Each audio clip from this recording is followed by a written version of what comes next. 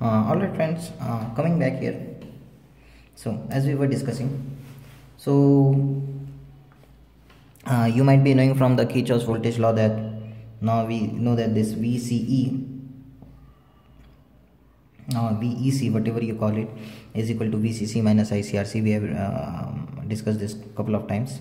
So it's a very simple thing. We start from the collector voltage, we go across the current, we get a decrease in potential. So whatever potential we started with VC, because of the decrease in potential of ICRC, the net potential becomes whatever we started with minus the decrease, which is ICRC, and then there is an increase of VCC, and then whatever we get is the final emitter voltage.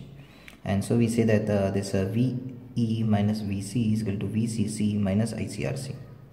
Now the total voltage output, the output voltage is generally taken across the collector and emitter. So whatever is this VCE or VEC, whatever you call it, this is the total output voltage. Let me just note this, which is VCC minus ICRC.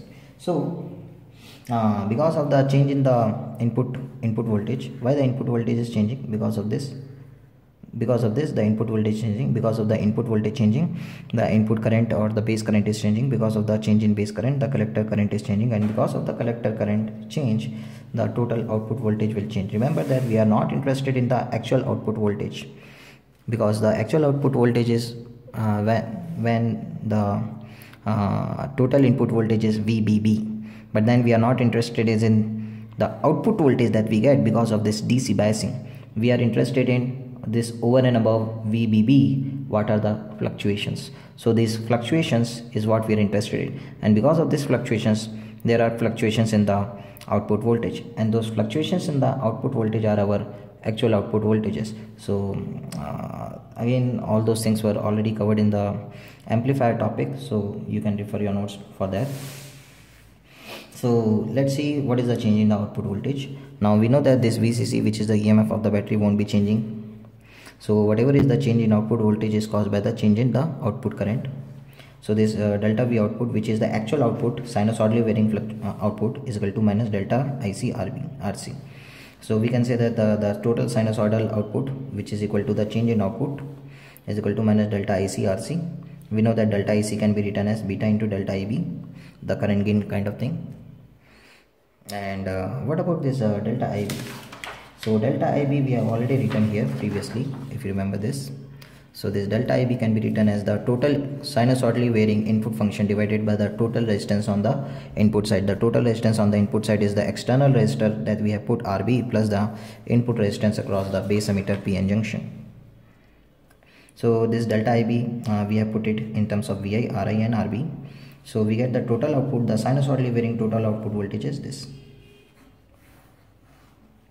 Obviously there is a negative sign here. So if we put this VI as VIO sin omega t, VI as VIO sin omega t in this expression here, so this becomes VIO sin omega t, everything else remains same. So minus beta RC by R into VIO sin omega t. So this is the input voltage, input signal, we can say input signal, and this is the output signal. This is also fluctuations we have taken. This delta VO, or delta V output is actually this VO, because this delta V output is equal to delta ICRC, because the actual total output voltage is this, which is this.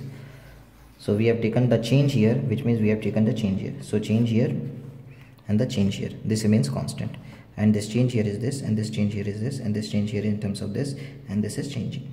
So all the changes here, and since this is the change here, so whatever is the change is what is the fluctuating part.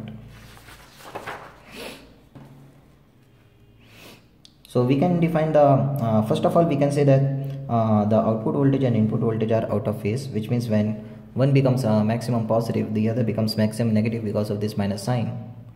And then when this becomes maximum negative because of the minus sign, this will become maximum positive. So if you remember those out of phase kind of thing situation in case of amplification, again we discussed this in the previous class, so you can refer to that. So we can say that the input and output are out of phase with each other. Out of phase means that there is a phase difference of pi, because this negative sign can be absorbed by putting a pi over here again. everything is already covered. So what is this voltage gain? Voltage gain is the output amplitude divided by input amplitude.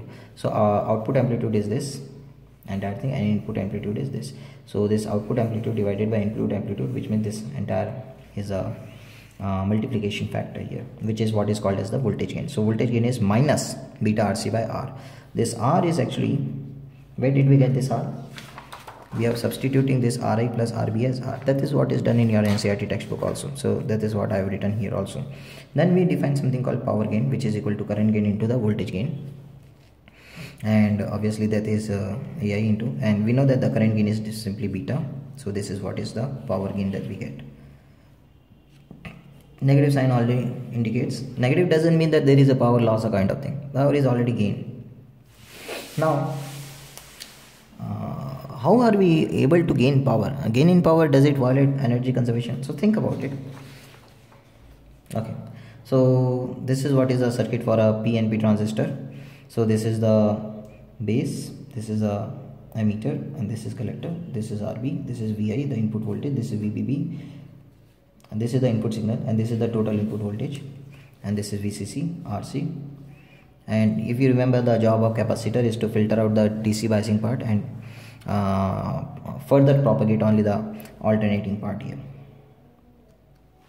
Now sometimes what is done is, for example, in your textbook, this emitter is done on the lower side, so it's just flipping it like that.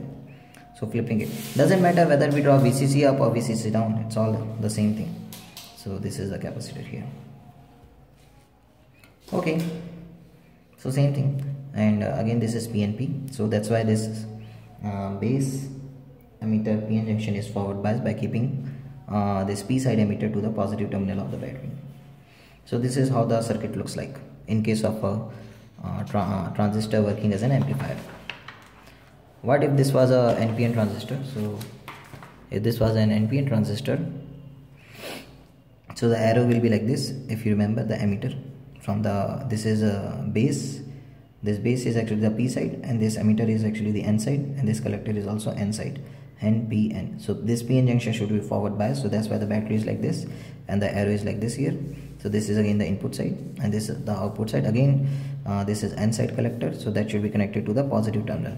Remember, all the voltage become opposite, all the currents become opposite in case of switching from a PNP transistor to the NPN transistor, which means here now the current, the base current will be like this. It will not be coming into the emitter, it will be coming out of the emitter. So this emitter current divides into the base current and the collector current. This collector current goes into the collector rather than coming out of the collector. Okay, so this is what is transistor as an amplifier.